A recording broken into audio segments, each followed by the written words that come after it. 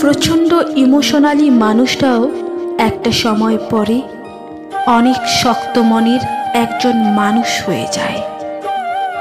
প্রিয়জনের অবহেলা, কটু কথা, তিরস্কারের সাথে বাধ্য করে নিজেকে পাল্টে ফেলতে। যে প্রিয়জনের ছোট কথাতেও তার চোখের জল আসতো, এক সময় সে প্রিয়জনের এর চেয়ে কঠিন কিছু বললেও তার আর গায়ে লাগে না। আপনজনের ব্যবহারের জন্যই একজন প্রমোশনালি মানুষ এক সময় পাথর মনের মানুষ হয়ে যায়।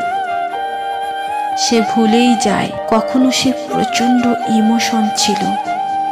অথচ পৃথিবীতে ইমোশনেরও দরকার আছে।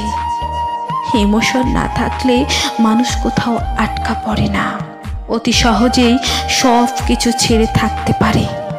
যার ইমোশন নেই তার মনের যে কোনো কিছুর প্রতি মায়া, দরদ, ভালোবাসাও কম থাকলে ক্ষতি নেই, আর না থাকলেও কোনো কিছু যায় আসে না।